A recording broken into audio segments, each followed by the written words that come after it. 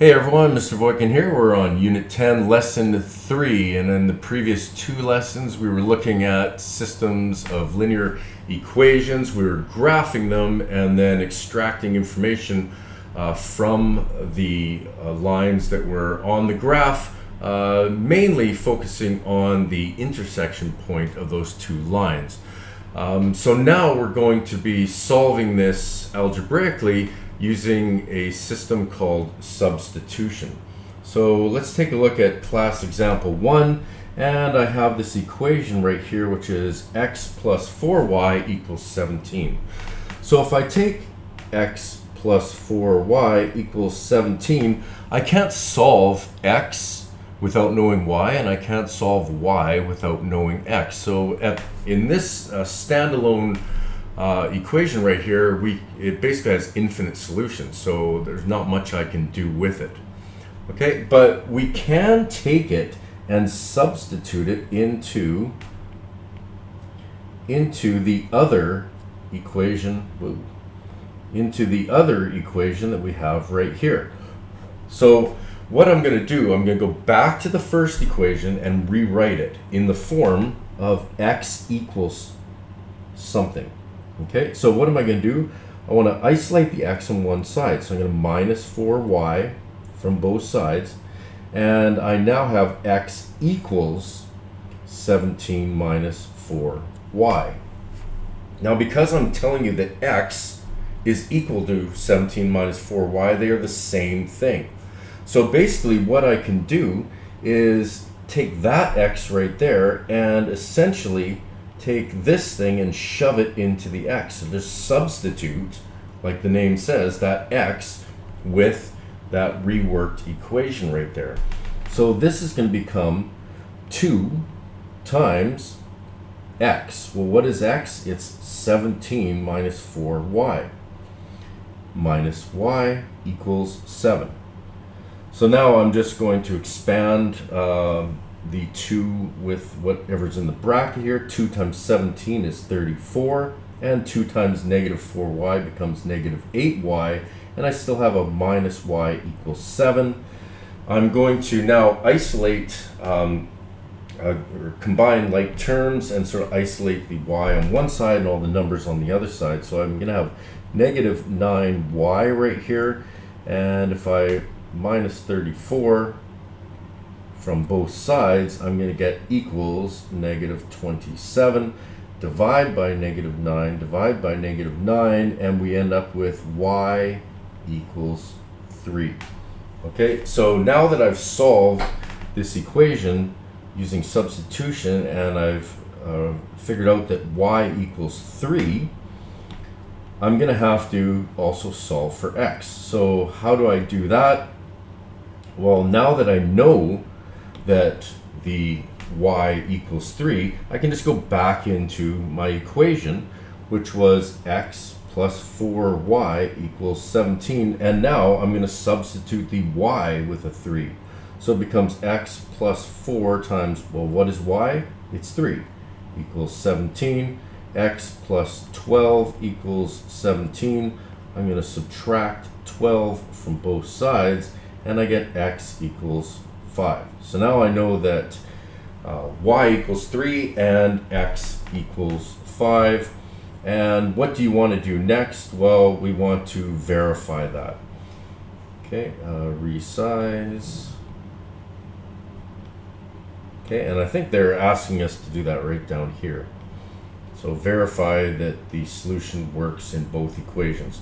So I'm just going to verify it in the first one that we're working with right here. So x plus 4y equals 17, and again we are substituting again. What is x? It's 5 plus 4 times y, which was 3, equals 17. So I've got this equal sign here. I want whatever's on the left to equal whatever's on the right.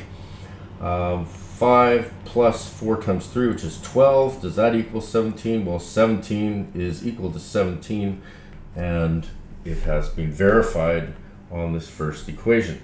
Now, in order for it to be true, it should work on both of these equations.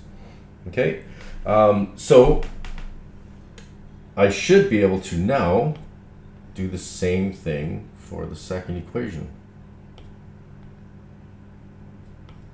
Okay, so the second equation is 2x minus y equals 7. Substitute again with 2 times what is x? It's 5 minus 3 equals 7. What is 2 times 5? It's 10 minus 3 equals 7, and 7 equals 7. Again, it has been verified, so both of those work. Okay, part B basically states for us to do the same thing with the first equation, but in the form y equals. Okay, so writing the first equation as y equals. So in this case, we're just going to start off with x plus 4y equals 17. And we're going to now minus x from both sides. And we're going to end up with 4y equals 17 minus x. And then I need to divide everything by 4 in order to isolate that x, and I get y equals 17 over 4 minus x, that's not an x, minus x over 4. So in this case, looking back to the part A, we definitely ended up with a cleaner value for x that I could substitute into the equation. So this one is a little bit more complex because of that fraction, but at some point, regardless of which equation you use, you might end up with some fractions. But it's the same thing. I'm just going to go to my other equation, which is 2x minus y equals 7. And now I'm going to take this new value of y I have and substitute it in there. So this becomes 2x minus, and the bracket is going to be 17 over 4 minus x over 4, and that equals 7. And because we've got this minus sign right here, remember it's going to apply to both of these that are on the inside.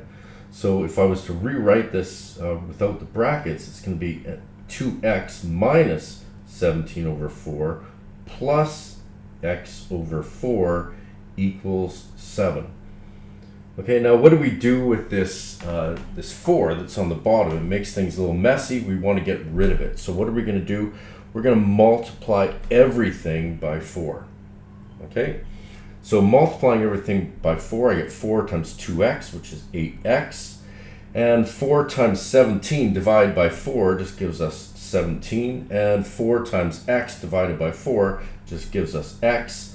And I even have to apply the multiplication of that 4 to the 7 on the other side of the equal sign, which is going to be 28. Okay, so once we get rid of the 4 in the denominator there, now it's really back to very basic math right here. Okay, so I get 9 x's right here, and if I add 17 to both sides, I get 9x equals 45, divide by 9, and I get x equals 5, which is exactly what we got up here. Okay, part D says check the solution using the graphing calculator. Okay, just to speed things up, I reworked those equations, both of those equations that we were given, and you can see them up on the calculator right here. I've got the first one at y equals 17 over 4 minus x over 4, and the second one at y equals 2x minus 7. And I just changed my windows to a standard 10 by 10 grid, and when I graph it, I get two lines intersecting within the window that I set up, and all I have to do in this case is click on intersect, and you can see it provides me with a coordinate of 5, 3. So x is 5 and 3 is the y, and so we have now verified it with both using algebra and with the graphing calculator. Okay, moving on to class example 2. Again, we're going to be using the substitution method to solve for this systems of equations. 1, 2 equations we're provided with. So I'm going to rework the first one to read y equals something. So 4x plus 3y equals 0. So 3y equals negative 4x, and basically get y equals negative 4 over 3x. So now that I know y equals negative 4 over 3x, I can take the second equation, 8x minus 9 times y. What is y? It's negative 4 over 3x. And that is going to equal 5. I can see in the middle there, I can do a little bit of math first. So the 8x is going to stay as is. And this is going to be negative 9 times negative 4 is going to be a positive 36. Divided by 3 gives us a positive 12x equals 5. 8 and 12x's gives us 20x's. And if I divide everything by 20, we're going to be able to round that down to x equals 1 over 4.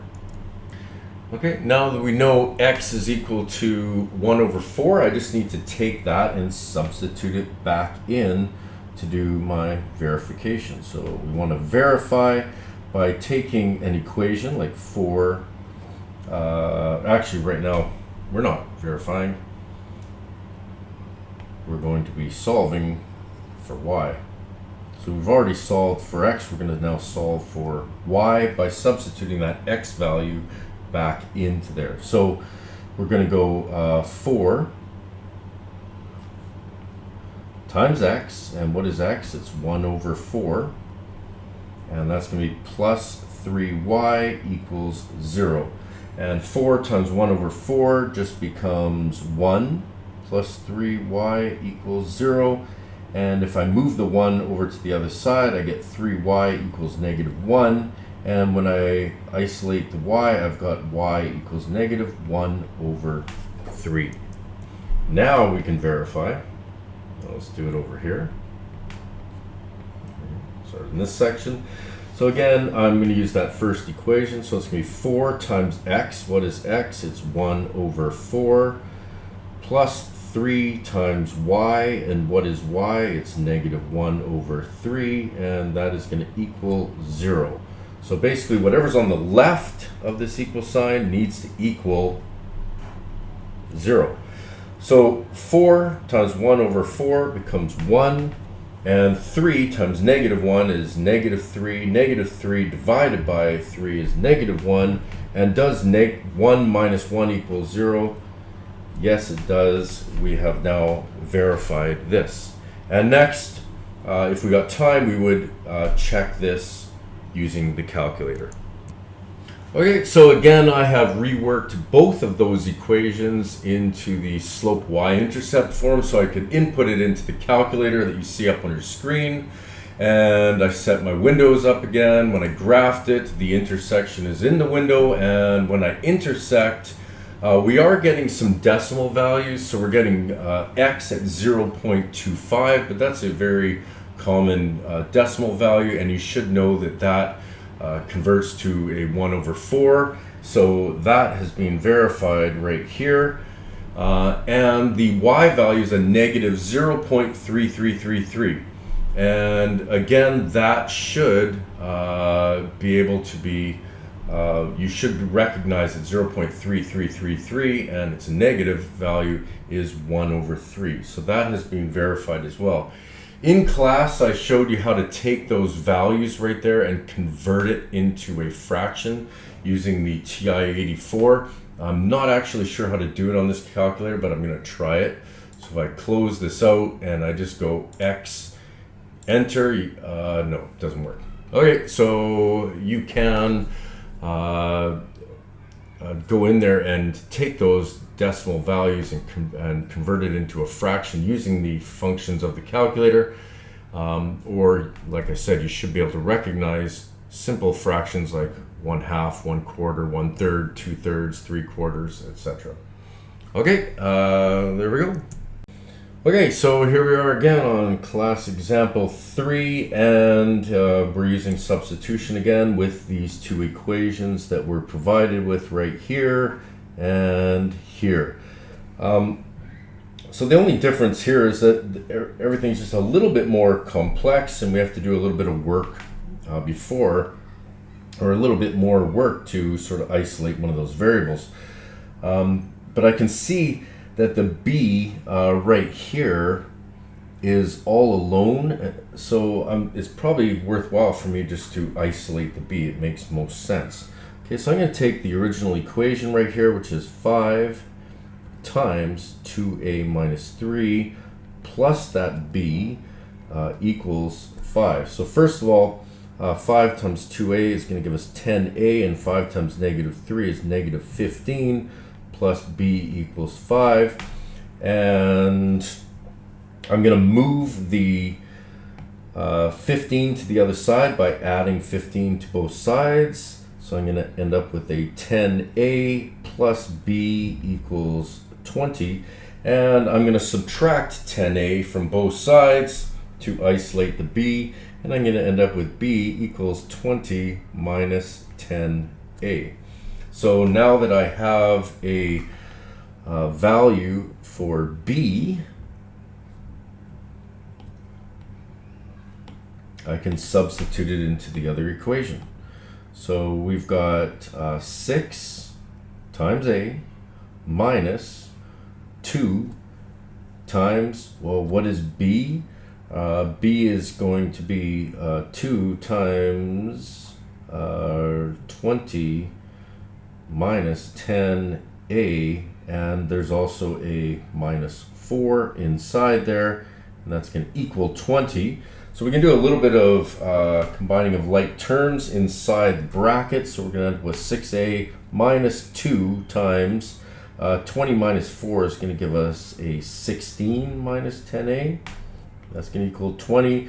Now we'll expand that out. We end up with 6a equals negative 32, and plus 20a equals 20.